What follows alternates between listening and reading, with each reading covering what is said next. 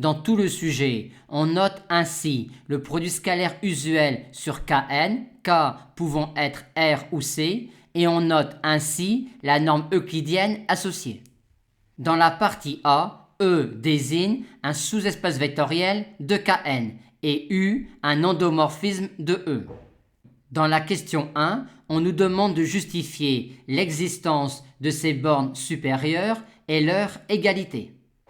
U étant une application linéaire qui agit sur les vecteurs d'un espace vectoriel normé de dimension finie, U est une application linéaire continue de E dans E. Par conséquent, il existe un réel C strictement positif tel que, pour tout vecteur x de E, la norme de U de x soit inférieure ou égale à grand C multiplié par la norme de x, ce qui permet de dire que cet ensemble de réels-là, ainsi que celui-là, sont des parties non vides et majorées de R et possèdent donc des bornes supérieures.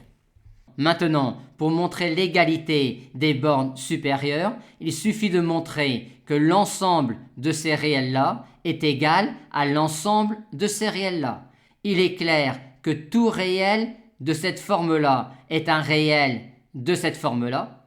Inversement, si un réel est de cette forme-là, il est en fait égal à la norme de U de Y, où Y est x sur norme de x, qui est un vecteur unitaire de E.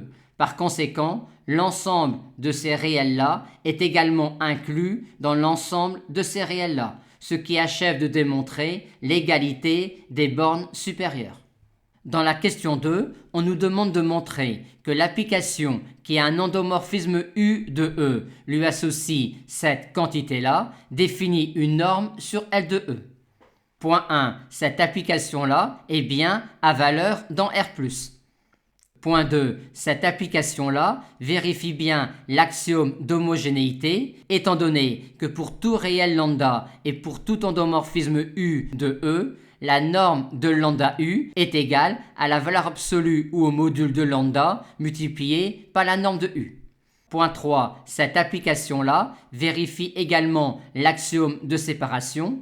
En effet, si U est l'endomorphisme nul, la norme de U est bien nulle. Réciproquement, si U est un endomorphisme de E pour lequel la norme de U est nulle, montrons alors que U est l'endomorphisme nul.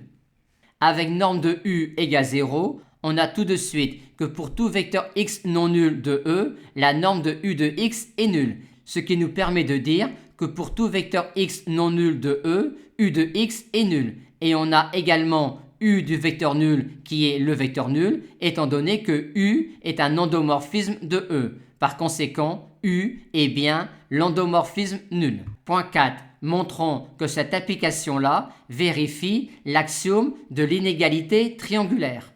C'est-à-dire, montrons que quels que soient les endomorphismes U et V de E, alors la norme de U plus V est inférieure ou égale à norme de U plus norme de V. Pour cela, on commence par écrire cette inégalité-là pour tout vecteur x de E. Et on en déduit alors que l'on a ici un majorant de ces quantités-là quand x est un vecteur quelconque unitaire de E. Par conséquent, la norme de U plus V est inférieure ou égale à norme de U plus norme de V. Dans la question 3, pour montrer que l'on a ici une norme sous-multiplicative, on va procéder exactement comme on vient de le faire. Et on conclut de manière tout à fait similaire. Arrivé là, on montre ensuite par récurrence sur K que la norme de UK est inférieure ou égale à la norme de U à la puissance K. Et lors de l'initialisation, c'est-à-dire pour K égale 0, bien montrer que la norme de l'identité est égale à 1.